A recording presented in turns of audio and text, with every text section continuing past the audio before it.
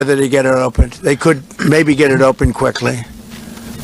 That's a big step when he's not bombing that plant. It's a big step. In the readout from Moscow, they talked about the creation of some working groups that would be set. Can you tell us about what those working groups would entail? And also, if you wouldn't mind, what is the message that you will give to Putin when you speak to him after your meeting? So the working group is going to be composed of Steve Witkoff, Jared Kushner, General Raisin Kane, Marco Rubio, and a few other people that we're going to be putting onto it. I think Pete Hegseth should be in that working group.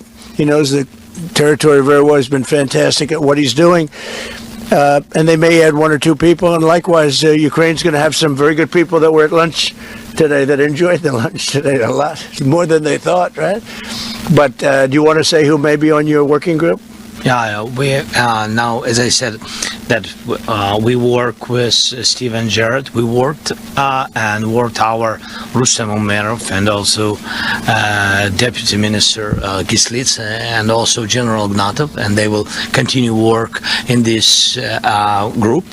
And of course, if we will go further, and I hope that really we will have decisions in January, as I said, about all these documents, 6 documents, and of course, we will continue work on this, so they know what to do. Yes. And that working group, by the way, importantly, will also then be working with Russia. Okay? Because to work with ourselves doesn't really solve much of a problem. So they'll be working with Russia. Yeah, please. President, you said this morning you weren't a deadline guy. How long do you think it'll take to get this last little bit, as you say, finished? What are we talking about? So if it went really well, maybe a few weeks. And if it went poorly, longer. And if it went really poorly, it's not going to happen. That would be a shame. There's that chance also. It's possible it doesn't happen.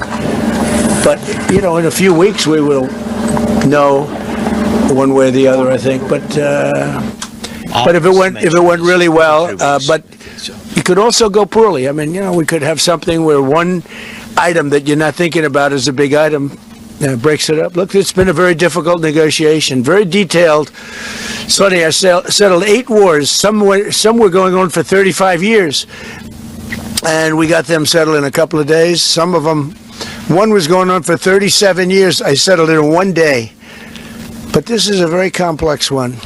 You want to put odds on it? What the battle? No, I think we'll get it done. I don't want to say when, but I think we're going to get it done. Yes, ma'am. Mr. President, you in the past have suggested a trilateral meeting between both Presidents Putin and Zelensky. Is that something that is also on the docket? I see that happening, sure, at the right time. I saw a very interesting President Putin today. I mean, he wants to see it happen. He wants to see it. He told me very strongly. I believe him. Don't forget, we went through the Russia hoax together. And he'd call me, I'd call him, I'd say, can you believe the stuff that they're making up? And it turned out we were right. They made it all up.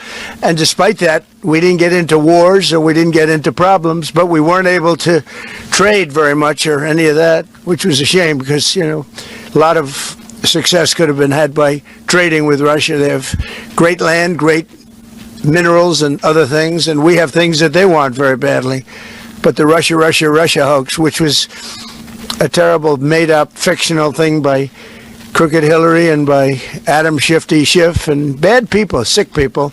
They made it up. It was all a made-up hoax.